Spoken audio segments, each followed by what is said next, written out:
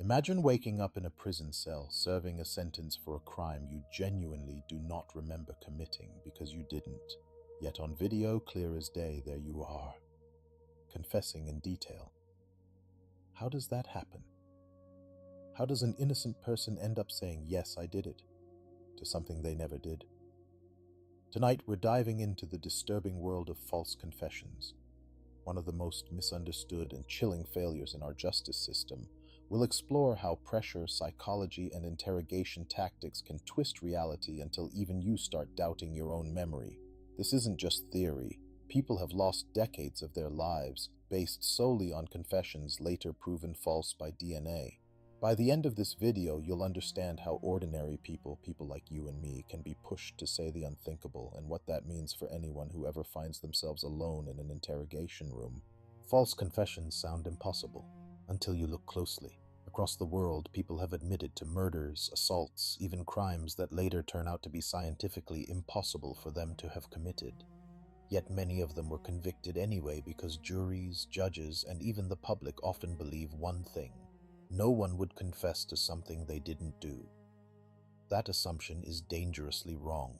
In this video, we'll break down how interrogations actually work, the psychological tricks that can backfire, and the personal vulnerabilities that make some people more at risk.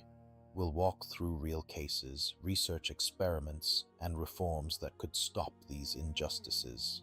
And if you find this kind of deep dive content useful, consider subscribing and hitting the notification bell so you don't miss future episodes.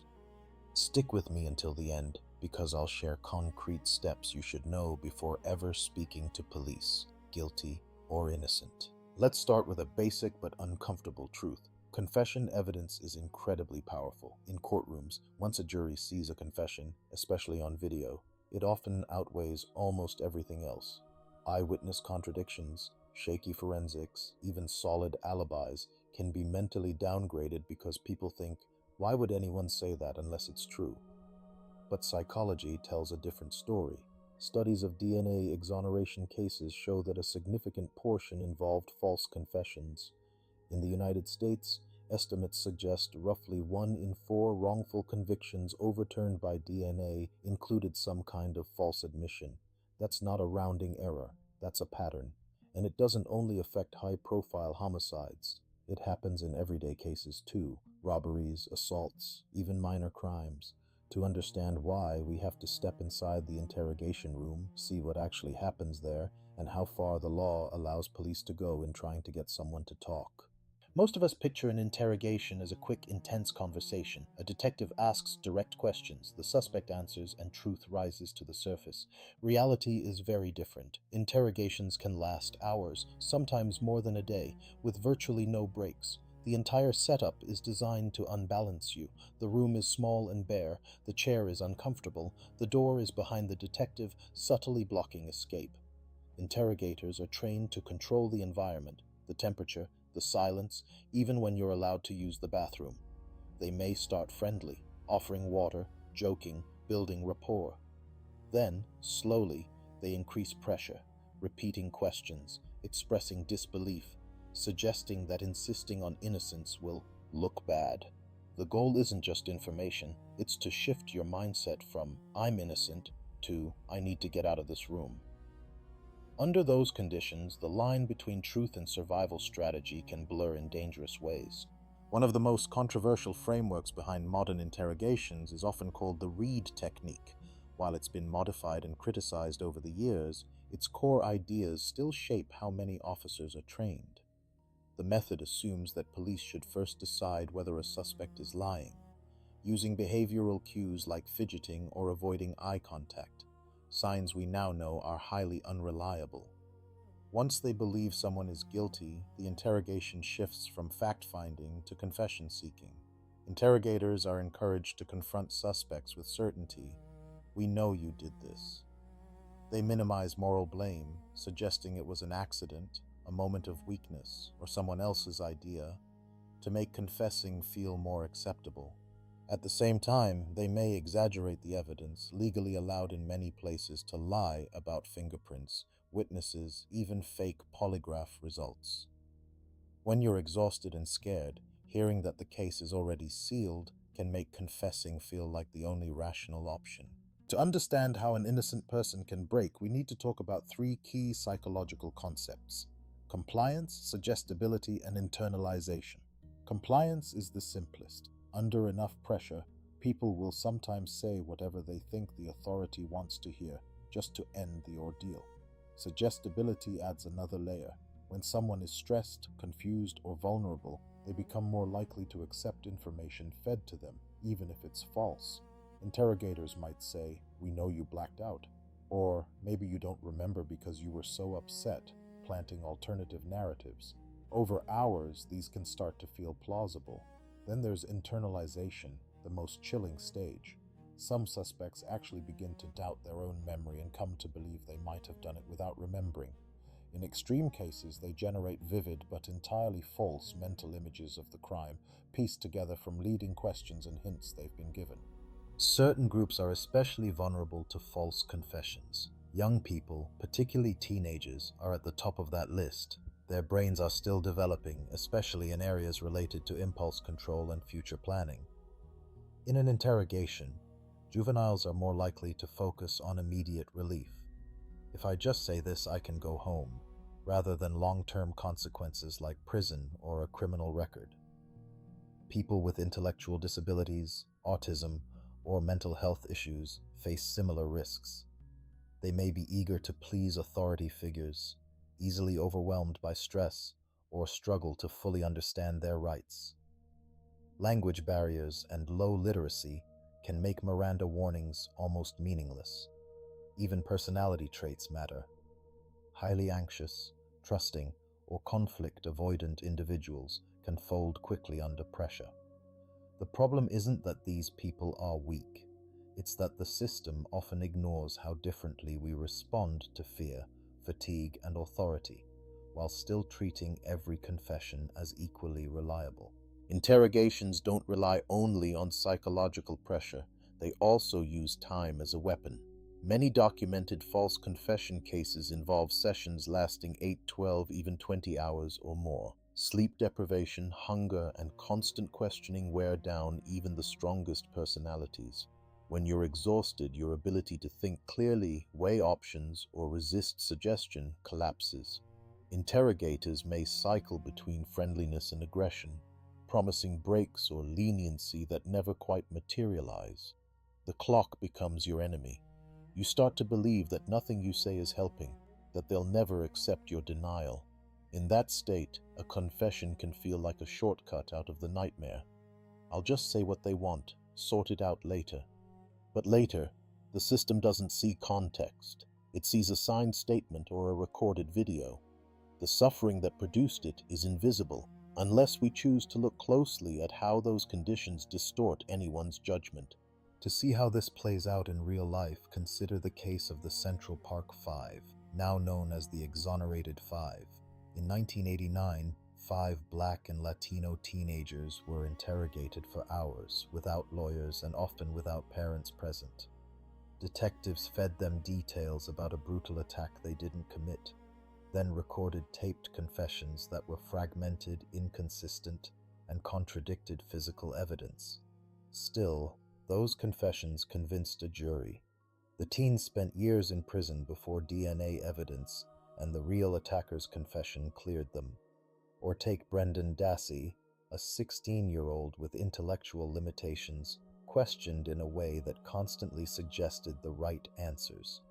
He repeatedly said he didn't know what happened, yet eventually agreed to details clearly fed by investigators. Watching those tapes, you see not a criminal mastermind, but a scared kid trying to appease adults. These aren't rare flukes, they're windows into systemic vulnerabilities built into how we question suspects. What makes false confessions even more dangerous is how they contaminate everything else in a case. Once a confession exists, investigators may unconsciously reinterpret evidence to fit it. Forensics gets viewed through a guilty lens. Alternative suspects are ignored. This is called confirmation bias.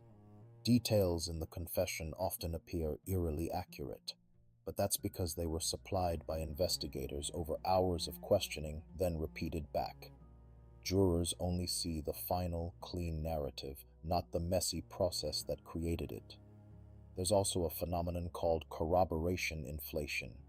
Other evidence, like shaky eyewitnesses, seems stronger simply because a confession already points in the same direction. In reality, that alignment may be artificial, built on a foundation of suggestion and fatigue. When all the pieces of a case are colored by an initial unreliable confession, correcting the error later becomes incredibly difficult, even when new exonerating evidence appears. So why don't people just ask for a lawyer and refuse to talk? Partly it's because many of us overestimate our own resilience and underestimate the system's power. Innocent people often believe, if I cooperate, they'll see I'm telling the truth. They may fear that asking for an attorney makes them look guilty. Interrogators sometimes reinforce this, implying that only liars lawyer up or suggesting that silence will hurt you. In reality, asserting your rights is one of the most important protections you have. Another factor is misunderstanding Miranda warnings themselves. You have the right to remain silent sounds clear, but under stress, many people don't grasp that they must clearly invoke that right and can stop the interview at any time. Add cultural respect for authority and the intimidating environment, and it's easy to see how rational, innocent people talk themselves into dangerous situations, thinking honesty alone will protect them. Around the world, there's growing recognition that something has to change. One major reform is mandatory recording of entire interrogations, not just the final confession. When judges and juries can see the full context, the lies about evidence, the exhaustion, the leading questions, they're better able to judge reliability. Some countries, like the UK, have moved away from confession-focused methods toward investigative interviewing, which emphasizes open questions, information gathering, and avoiding deception. In the US, several states now ban police from lying to juveniles during questioning, and there's increasing pressure to extend those protections to adults. Time limits on interrogations, access to counsel for minors, and clearer, simpler rights warnings are also on the table. These changes don't protect only suspects. They also help police avoid tunnel vision and build stronger, more accurate cases that actually withstand scrutiny instead of collapsing years later under DNA evidence. Beyond legal and policy changes, awareness at the individual level matters. If you're ever questioned, whether as a witness or a suspect, understanding the dynamics we've discussed can change everything. You have the right to remain silent and to consult an attorney before answering questions. Exercising those rights is not an admission of guilt, it's an acknowledgement that interrogations are high-pressure environments designed to extract statements, not to protect you. If you're a parent, teaching teens that they should never be questioned alone and should calmly ask for a lawyer can be life-saving. For those in helping professions, teachers, social workers, healthcare providers, recognizing the red flags of coercive questioning can help you advocate for vulnerable people.